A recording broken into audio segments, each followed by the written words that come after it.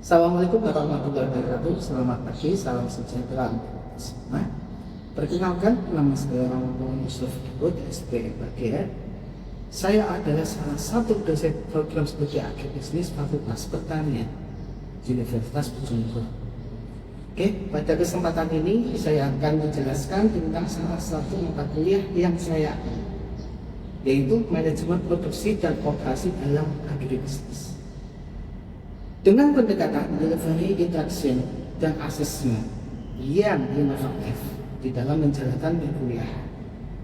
Video ini saya siapkan untuk memenuhi salah satu persyaratan sertifikasi dosen tahun 2025, yaitu pernyataan diri dosen dalam kunjung kerja Tridharma perguruan tinggi, khususnya pada aspek pengajaran.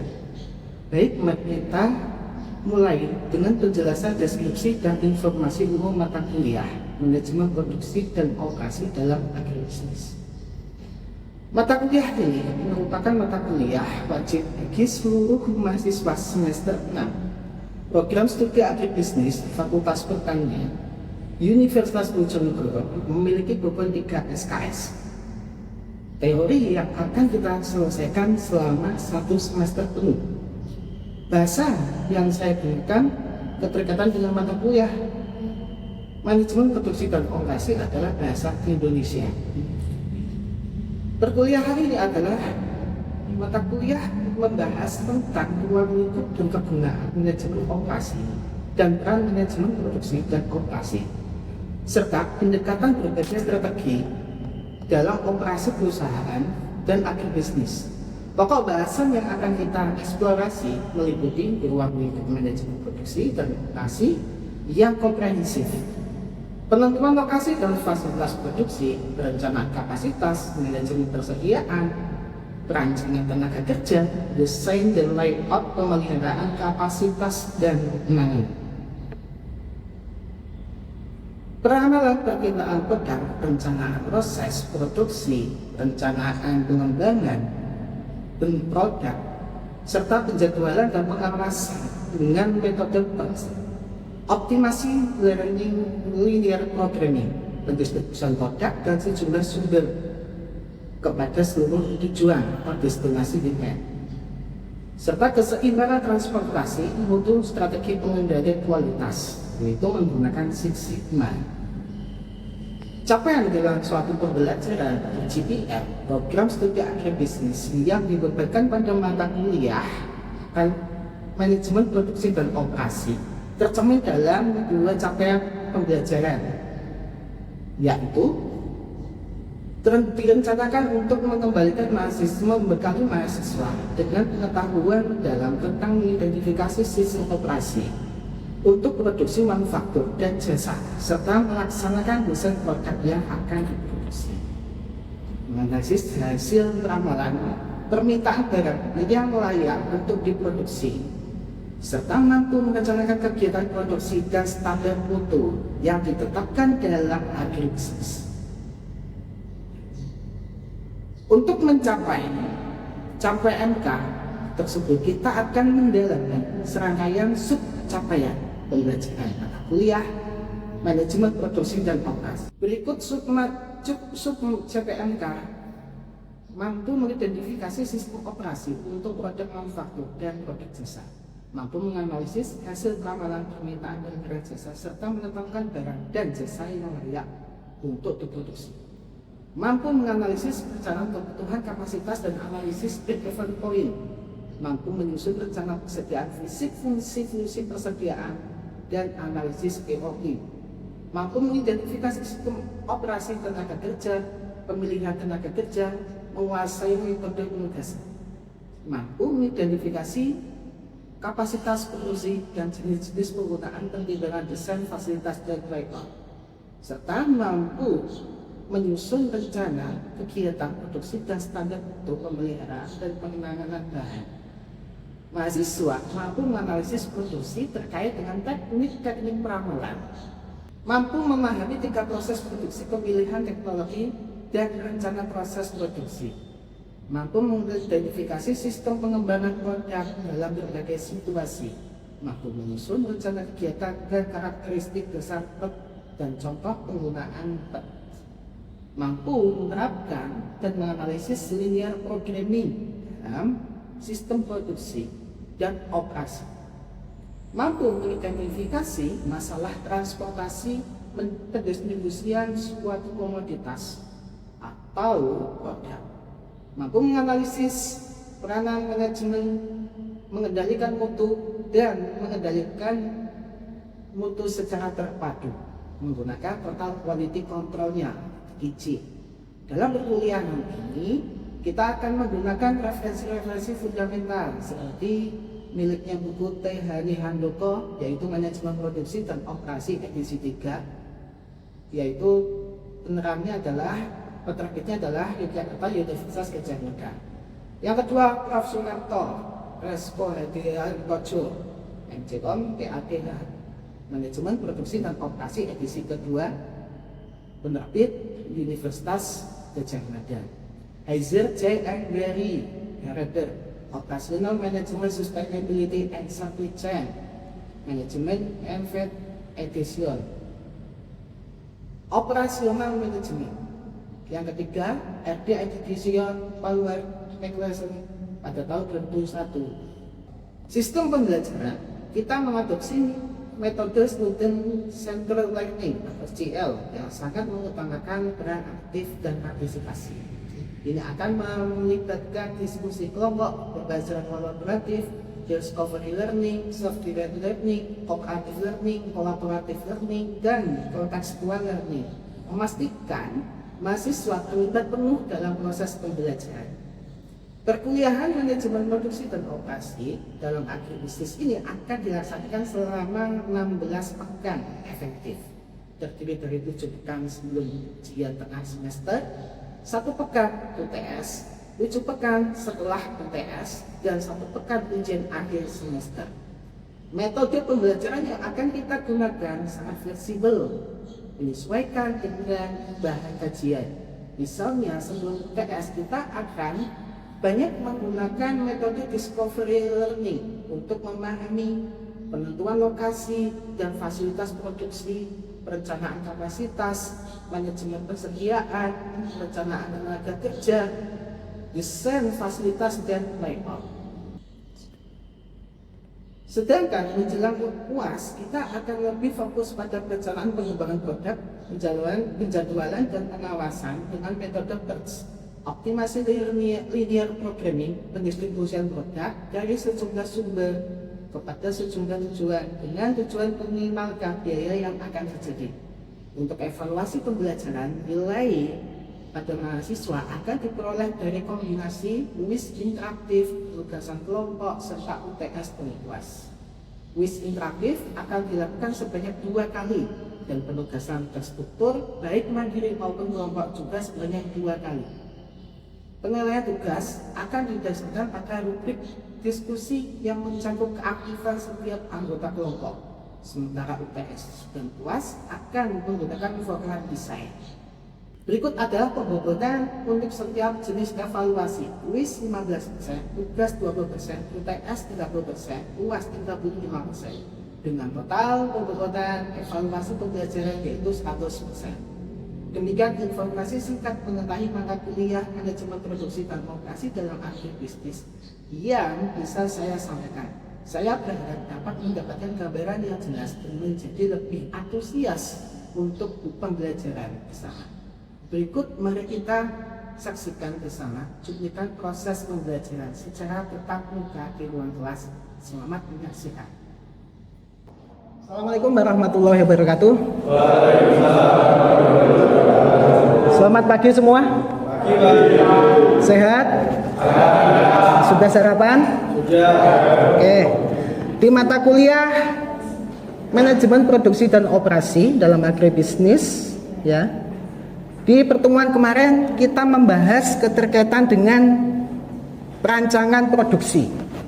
Ya, perancangan produksi dalam artian bagaimana kita merencanakan keterkaitan dengan planning, controlling, dan sebagainya.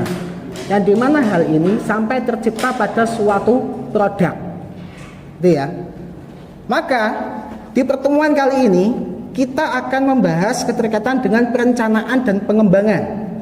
Yang kemarin kita membahas keterkaitan dengan perencanaan. Untuk saat ini kita membahas keterkaitan dengan perencanaan dan pengembangan produknya.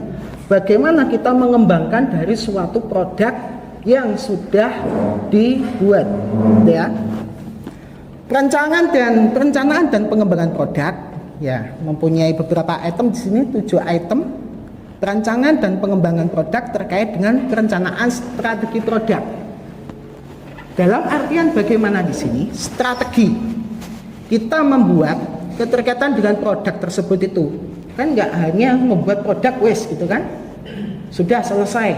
Tetapi harus ada suatu strategi. Guna untuk apa? Guna untuk keterkaitan dengan keberlangsungan suatu unit usaha yang akan dijalankan. Yang kedua, strategi produk mengarah pada kepuasan konsumen. Nah, jadi kita kalau membuat produk harusnya bagaimana? Harus tahu nilai manfaatnya. Harus tahu keterkaitan dengan suatu kepuasan konsumen.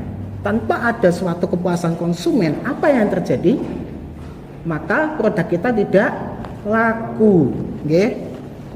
Kepuasan konsumen yang akan memberikan keuntungan produsen. Ya. Kepuasan konsumen yang akan memberikan keuntungan pada produsen. Pasti di sini ada kaitannya dengan keuntungan produsen. Masa sih kita membuat dari suatu usaha tanpa adanya suatu keuntungan. Yang keempat, harga murah tidak ada artinya bila konsumen kecewa. Kita membuat produk ini murah tapi kecewa.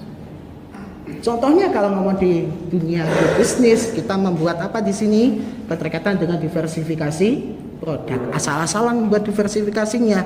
Nah, nilai diversifikasi sebenarnya keterkaitan dengan suatu nilai tambah keinginannya kan. Akan tetapi asal-asalan dan sebagainya, harganya murah, keterkaitan dengan suatu bahan bakunya tidak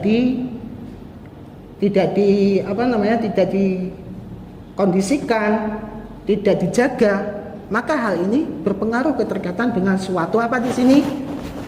Tidak, konsumennya tidak puas, ya. Yang kelima, produsen harus menyesuaikan keinginan konsumen, bukan sebaliknya. Berarti apa? Apa sih keinginan konsumen itu? Bagaimana? Ya, kita kalau membuat produk keterkaitan dengan suatu apa yang dibutuhkan oleh konsumen, apa yang diinginkan oleh konsumen. Tidak serta-merta kita tiba-tiba membuat produk dan konsumen tidak menginginkan.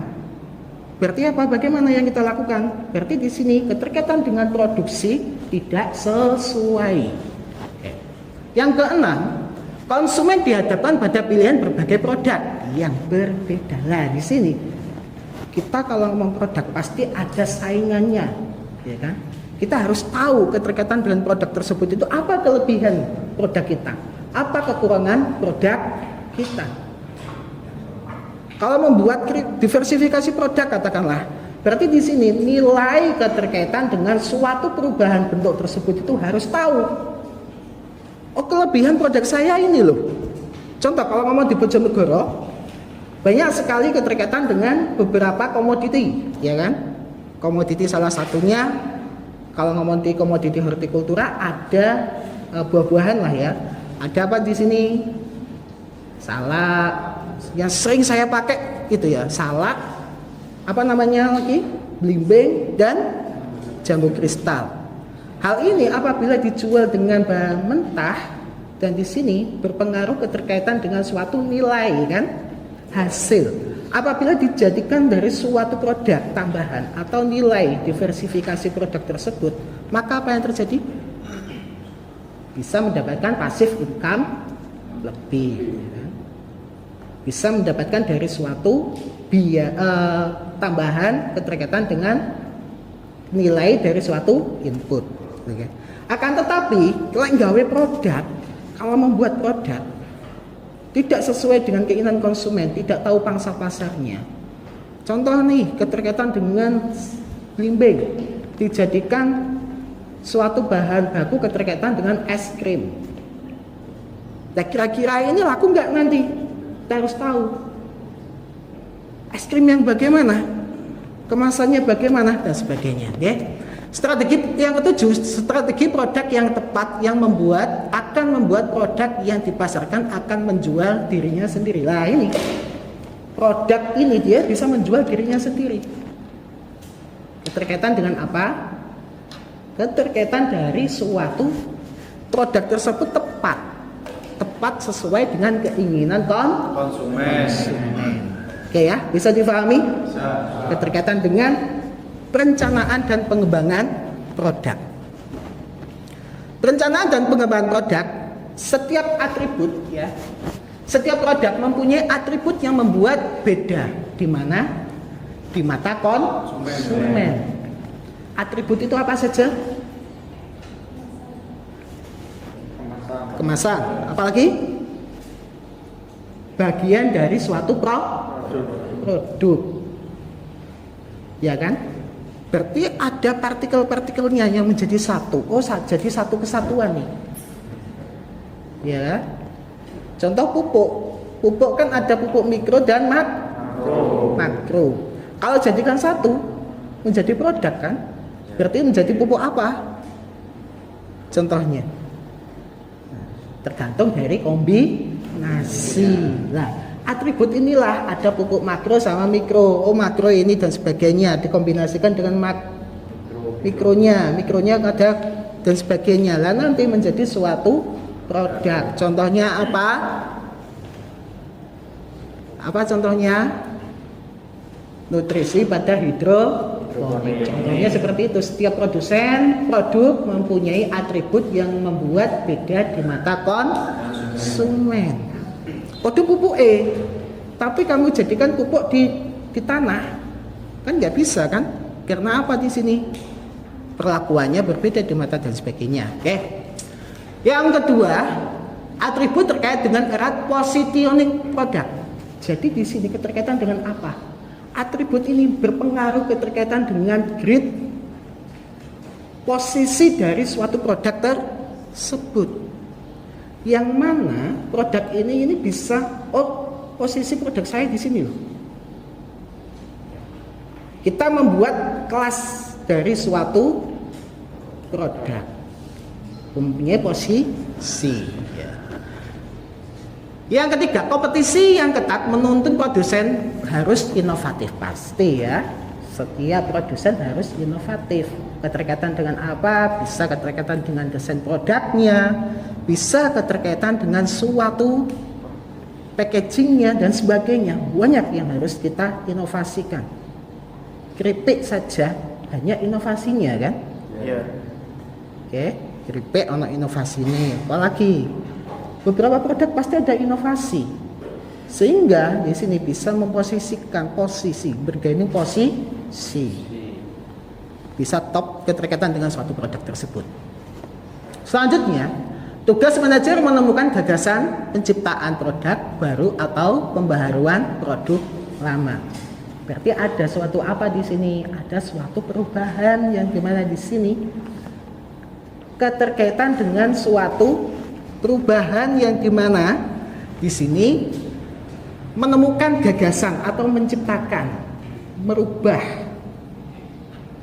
atau apa di sini keterkaitan dengan keinginan konsumen ini keterkaitan dengan rasanya ini loh. Keterkaitan dengan konsumen, keinginannya itu keterkaitan dengan apa? Ada perubahan bentuknya karena apa? Semakin zaman itu produk itu akan berpengaruh terkait dengan suatu keinginan konsumen. Kalau kita tidak expand, bagaimana? Apa yang terjadi? Ya akan tergerus oleh kompetitor. Oke ya. Selanjutnya, kemajuan teknologi mempermudah rekayasa. Nah, ini ada kaitannya dengan teknologi yang digunakan untuk menciptakan dari suatu perkembangan produk.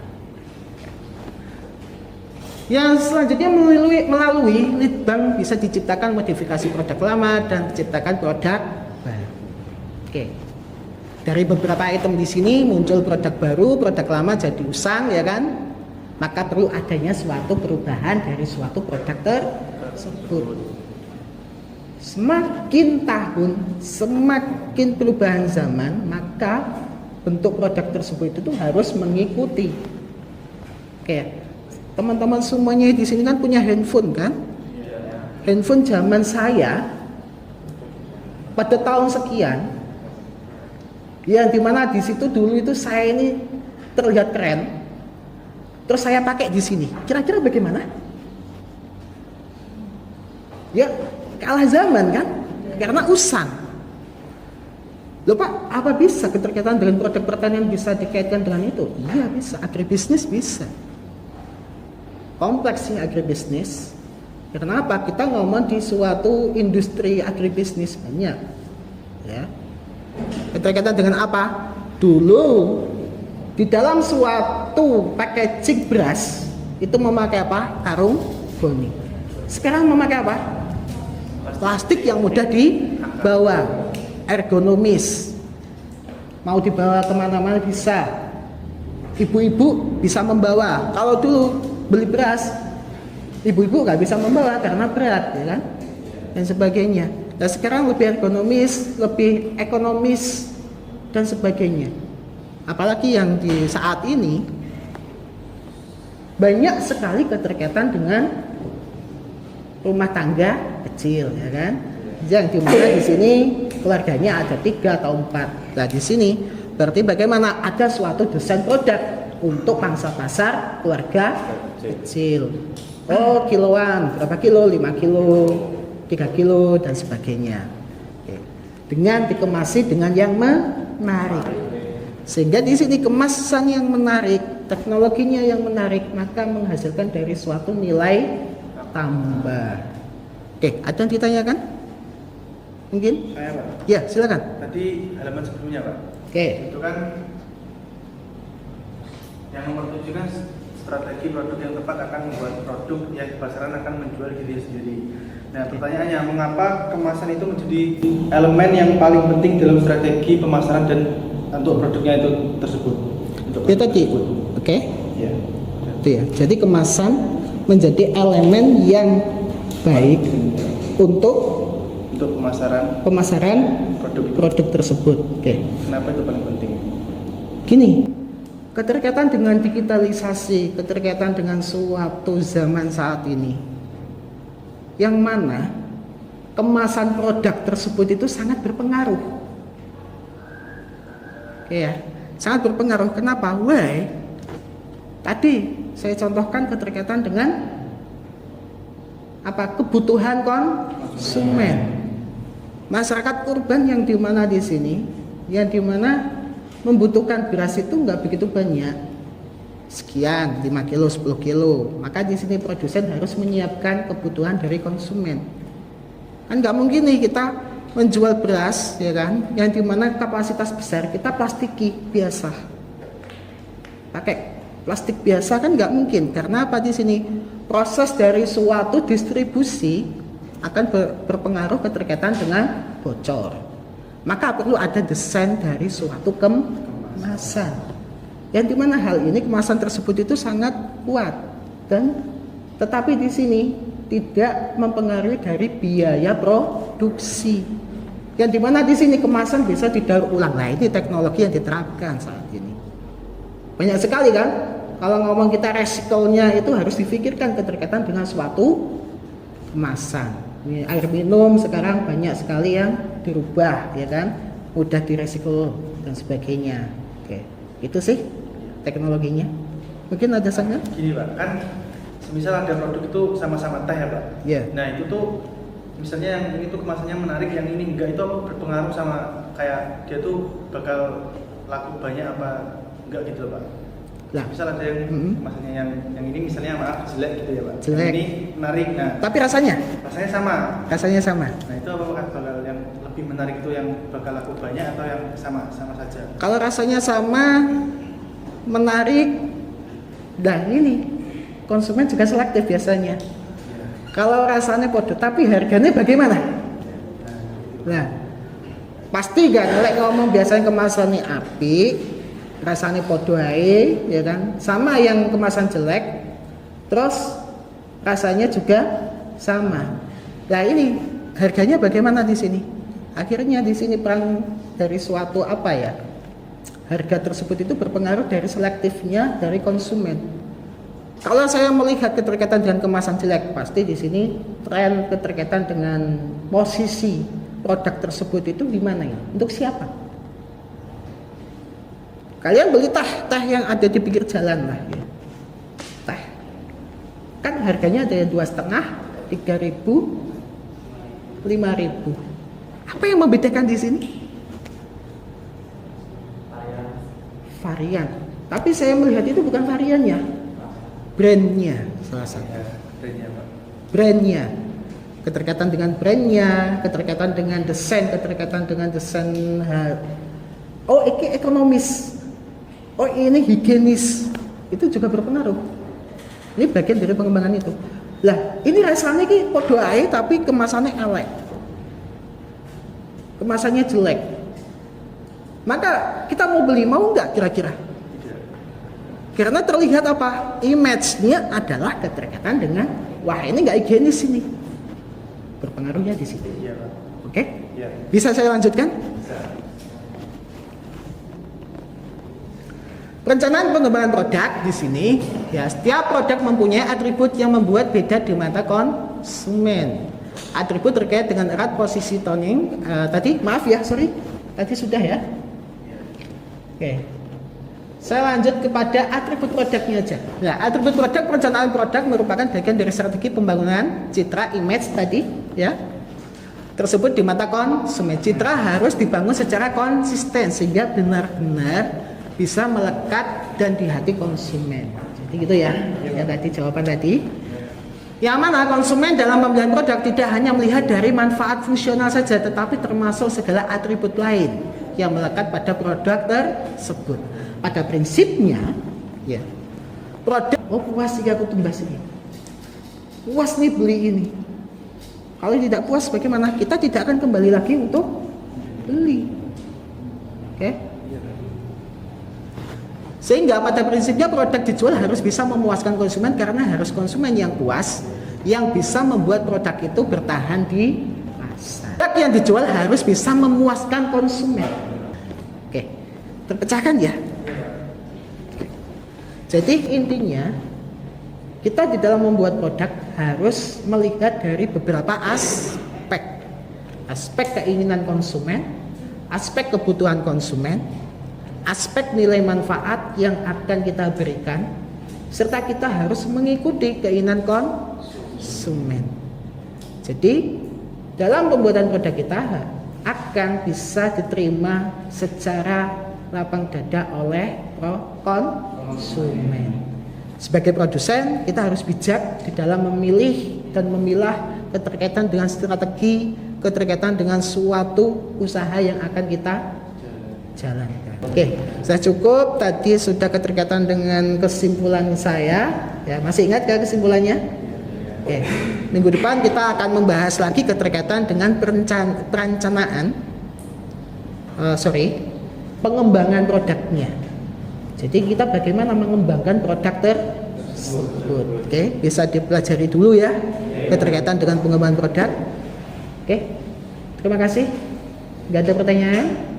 Sudah cukup? Jelas ya? Oke, terima kasih untuk hari ini, pertemuan hari ini. Semoga apa yang kita dapatkan bermanfaat untuk bersama-sama.